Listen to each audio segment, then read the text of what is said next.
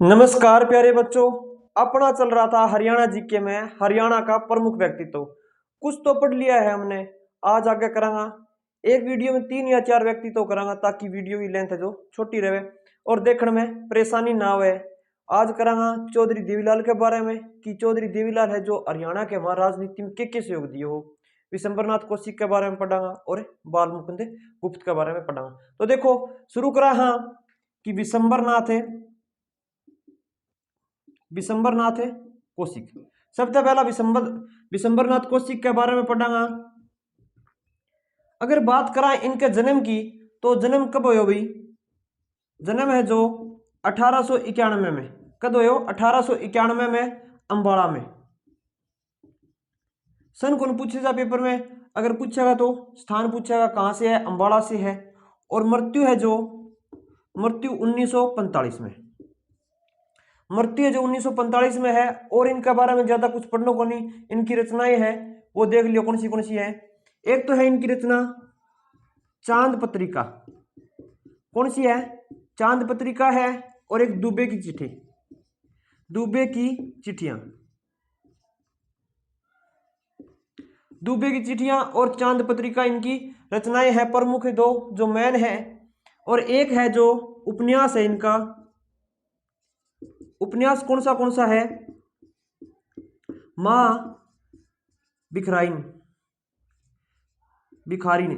भिखारिन है जो इनका उपन्यास है।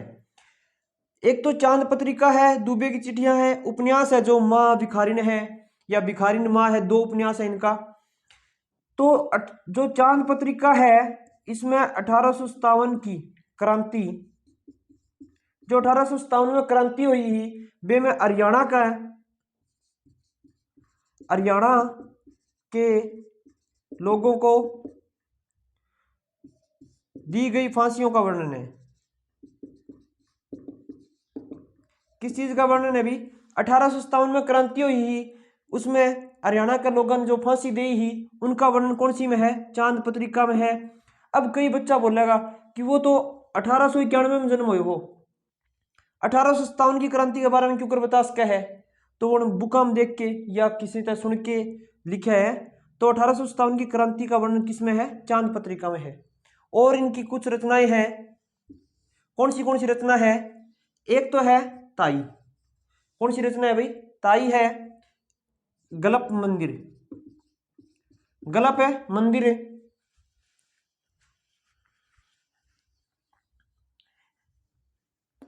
गलप मंदिर के बाद में है पेरिस की नर्तकी। ताई, गलप मंदिर, पेरिस की नर्तकी, प्रतिशोध है और जीत में भी हार है।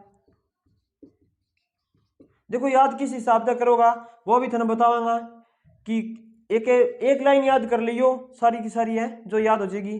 खोटा बेटा, उसके बाद में खोटा बेटा और साध की होली और एक है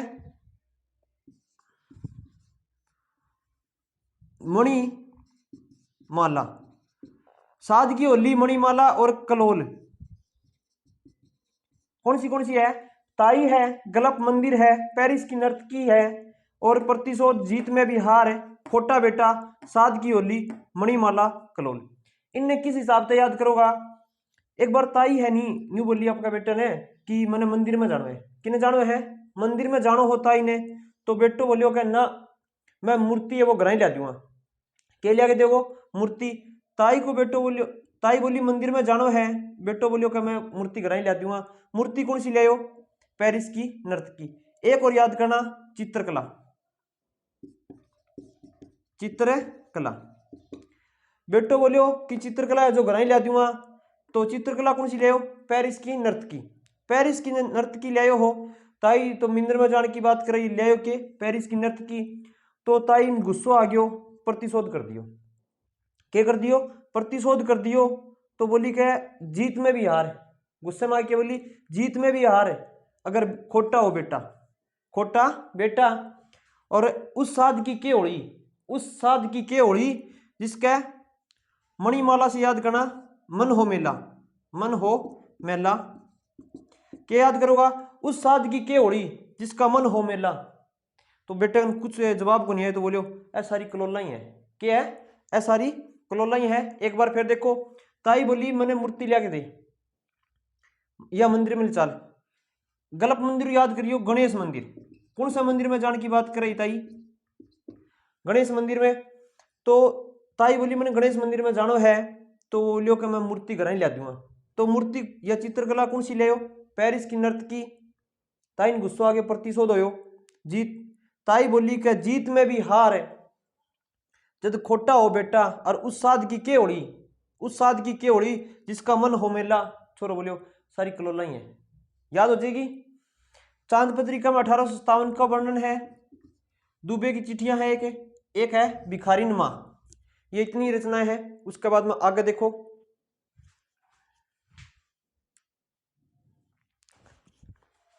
देखो अगला है अपना व्यक्तित्व है जो बाल मुकुंद गुप्त है। और इनकी कविताओं को याद करने का एक लाइन है जो पहले लिख ली ताकि आपकी क्लास का टाइम है जो लेंथ है वो ना बढ़े। तो बाल मुकुंद गुप्त है जिनका जन्म है जो 1865 में होया। कब होया? 1865 में। अगर स्थान की बात करें तो रेवाड़ी। और अगर गांव पूछ ले तो गांव और याद कर लेना भाई, गुडियानी। कौन सा गांव है? गुडियानी। जन्म हुआ 1865 में। स्थान पूछेगा तो रेवाड़ी है, गुडियानी गांव है। और मृत्यु है जो, मृत्यु 1907 में। कब हुई? मृत्यु है जो 1907 में। अगर बात करा कि हरियाणा का प्रसिद्ध निबंधकार, तो निबंधकार कौन है भाई? तो निबंधकार आवेगा अपना ऑप्शन है जो बाल मुकुंद गुप्त, अपना आंसर हो जाएगा। उसके बाद में इनकी प्रमुख रचनाएं के सब याद करनी है कि शिव शंभू का हिंदुस्तानी। कौन है? शिव शंभू का हिंदुस्तानी या हिंदवासी बोल दिया या भारत का मित्र, एक ही बात है। हिंदुस्तानी बोल दो, हिंदवासी या भारत का मित्र। और है कौन हो मित्र? हरिदास। वो है उसका एक चिट्ठा लेकर आया, तो जो किसके नाम था? जो उसकी उर्दू बीबी के नाम था। और जिसमें स्वीट कविताएं लिखी थी। क्या लिख रहा? क्या चिट्ठा वहां?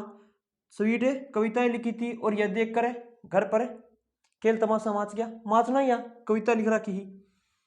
तो जड़ा चिट्ठा नाम दिख जा तो मतलब क्या है? कुछ ना कुछ व्यंग्य करे है। तो शिव शंभू का चिट्ठा, शिव एक तो होगी शिव शंभू का चिट्ठा।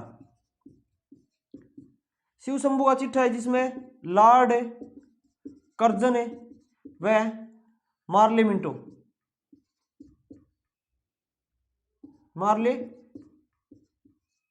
मिंटो के शासनकाल पर व्यंग्य कार्य हो। कौन से में? शिव शंभू का चिट्ठा में।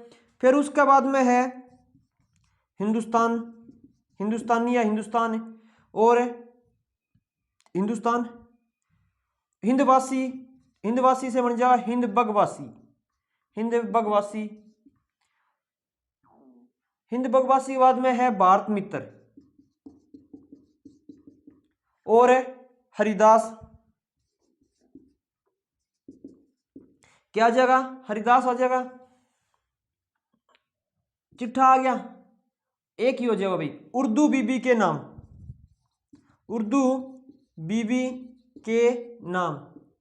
कौन सी रचना है? उर्दू बीबी के नाम एक रचना आएगी। और स्वीट कविताओं क्या बना होगा?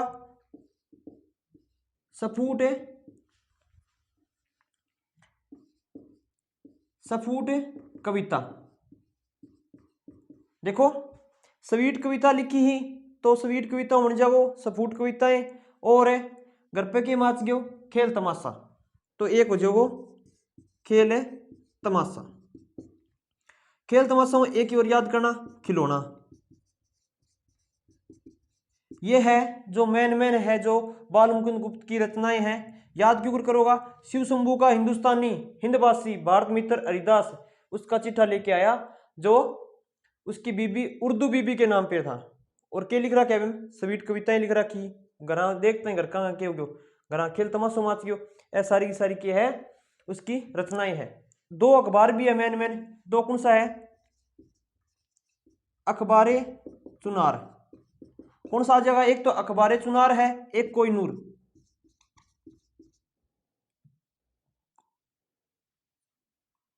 कोहिनूर दो अखबार कौन सा है? अखबारे चुनार और कोहिनूर। यह इनकी रचनाएं मेन है। सबसे मेन है शिव शंभू का चिट्ठा, याद कर लेना। उसके बाद में चौधरी देवीलाल के बारे में देखो।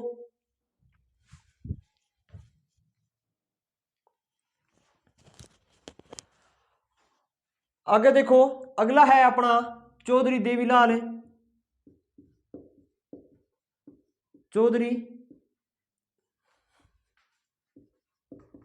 चौधरी देवीलाल है जो जन्म होया हा, जन्म की बात करा तो 1914 में चौटाला गांव सिरसा में। कहां पर होया अभी? चौटाला गांव सिरसा में। और मृत्यु है जो 2001 में। 2001 में अगर बात करा उपनाम की, उपनाम के है? उपनाम है, पहला तो है ताऊ, क्या बोली जावे है? ताऊ। और जननायक, किसानों का मसीहा, किसानों का मसीहा कौन है भाई? चौधरी देवीलाल हा जो किसानों का मसीहा हा। और राजनीति का विषम पितामह। उसके बाद में हरियाणा का जन्मदाता, कई उपनाम है इनका।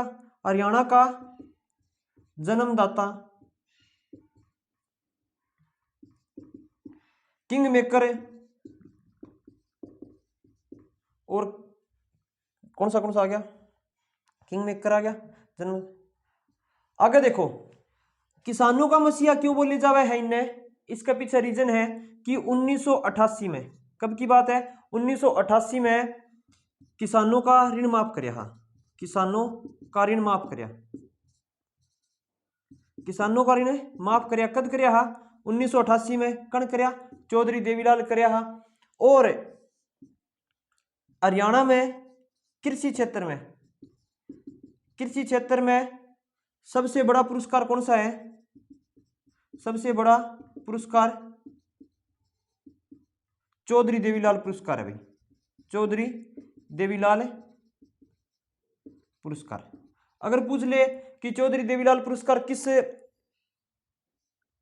साइड में दिया जावा है, तो कौन सा में दिया जाए? कृषि क्षेत्र में दिया जावा है। कौन सा क्षेत्र में पूछे तो कृषि क्षेत्र में। अगर बोल दे कि कृषि क्षेत्र में कौन सा पुरस्कार दिया जावा है, तो चौधरी देवीलाल है जो पुरस्कार दिया जावा है। और स्टार्टिंग में 1929 में शुरू कहां से हुआ? 1929 से शुरू होया कि लाहौर अधिवेशन। हाँ, कौन सा अधिवेशन? लाहौर अधिवेशन है। लाहौर अधिवेशन में जो कांग्रेस का लाहौर अधिवेशन कद होया? 1929 में। हरियाणा की तरफ से भाग लिया हा चौधरी देवीलाल। चौधरी देवीलाल ने भाग लिया। 1929 की बात है। जन्म कद होया? 1914 में। कै साल का भाई?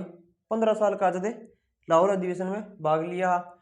उसके बाद में 1930 में, 1930 में एक केशवानंद हो, केशवानंद हो जो उस टाइम में अंग्रेज सरकार ने नमक पे पाबंदी लगा रखी कि कोई ना ही तो नमक बनाओगो और कोई व्यक्ति ना ही कोई प्राइवेट आदमी को नमक खरीदेगो। तो चौधरी देवीलाल है जो केशवानंद से नमक खरीदे हो, एक पुड़ी नमक की खरीदी ही। तो नमक की पुड़ी खरीदने के कारण स्कूल से निकाल दिया, स्कूल से निकाल दिया। कब निकाला भाई? 1930 में। के रीजन हो? केशवानंद से नमक खरीदे हो, बैंक का स्कूल निकाल दियो। और क्या काम करे? 1987 में 100 रुपया पेंशन शुरू कर दी। कितनी करी? 100 रुपया पेंशन शुरू करी ही। कद? 1987 में। बुढ़ा पेंशन बोला जकिन 100 रुपया शुरू करी। किसकी देन है? या चौधरी देवीलाल की देन है। उसके बाद में 2 बार मुख्यमंत्री बनया।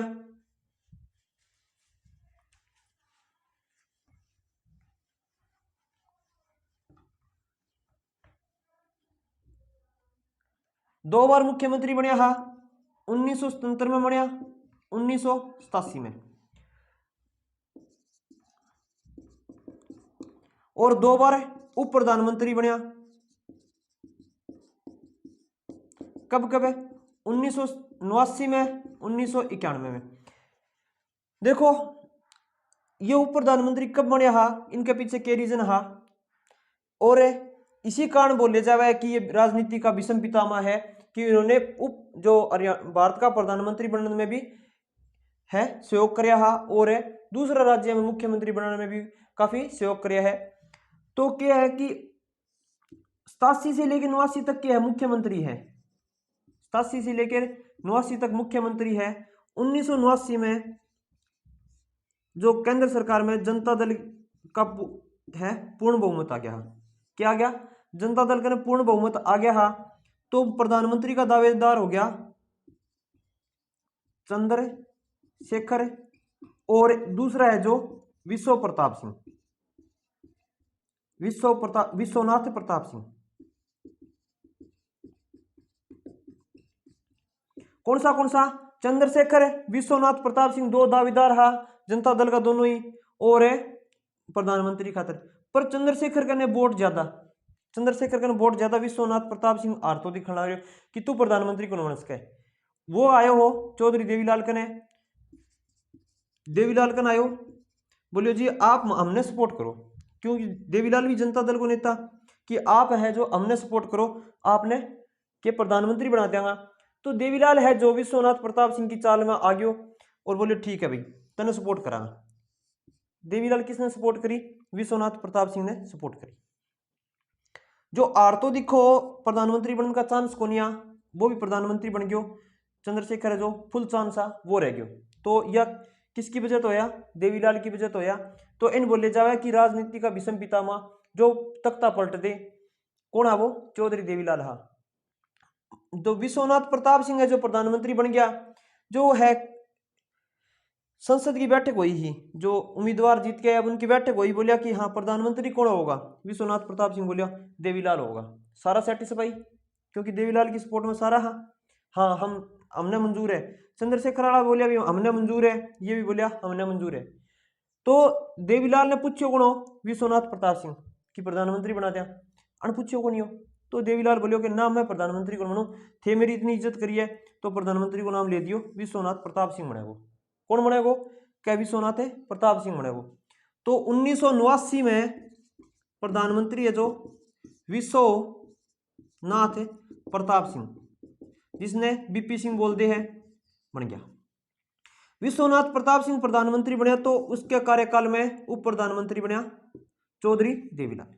1989 में पहली बार उप प्रधानमंत्री बन गया, जो छठा उप प्रधानमंत्री। अगर बात करा कि चौधरी देवीलाल है जो कौन सा नंबर का उप प्रधानमंत्री है? छठा नंबर का उप प्रधानमंत्री है। तो चंद्रशेखर है दावेदार हो, हार गयो, प्रधानमंत्री बनने को चांस हो खो गयो, तो वो गयो राजीव गांधी ने, बोलियो कि मेरा चांस ज्यादा है, फिर भी मैं गेला रह सपोर्ट करो। तो सपोर्ट करी, और कुछ इसने है जो जनता दल का 2 भाग कर दिया, नाक कर दिया। तो नाक करने का कारण है जो सरकार गिर गई, और कुछ ने आपका नहीं सरकार लिया ने, और कुछ ऊपर सपोर्ट मिल गई अलग। तो चंद्रशेखर है जो प्रधानमंत्री बन गया। कौन बन गया प्रधानमंत्री? चंद्रशेखर प्रधानमंत्री बन गया। 1991 की बात है। तो चौधरी देवीलाल है जो अब की बार चंद्रशेखर की साइड में आ गया। पहला कोई किसका नहीं आ? विश्वनाथ प्रताप सिंह का नहीं आ। अब की बार 1991 में किसका नहीं आ गया? चंद्रशेखर का नहीं आ गया। और चंद्रशेखर बोलिया आपने उप प्रधानमंत्री की बार भी बना हुआ। तो उप प्रधानमंत्री दूसरी बार बनया 1991 में। पहली बार तो विश्वनाथ प्रताप सिंह की सरकार में बनया जब प्रधानमंत्री। दूसरी बार है जो चंद्रशेखर के साथ में उप प्रधानमंत्री बने। 2 बार बनया। 77 में बनया मुख्यमंत्री, 87 में मुख्यमंत्री हा। जो 77 में दूसरी बार राष्ट्रपति शासन लागू होया, खत्म होता ही कौन आया मुख्यमंत्री? चौधरी देवीलाल। और अगर बात करा, इनका एक नारा है कि लोकराज है जो लोकराज के बिना नहीं चलता। यो एक फेमस नारा है, पूछ ले कि ये किसका नारा है? लोकराज है जो लोकराज के बिना नहीं चलता, या लोकराज है जो लोकराज से चलता है। आगे देखो, अगर बात करा कि CDLU कहां पे है और चौधरी देवीलाल स्टेडियम कहां पे है। CDLU है जो CDLU है जो सिरसा में है, चौधरी देवीलाल यूनिवर्सिटी है जो सिरसा में है, और है चौधरी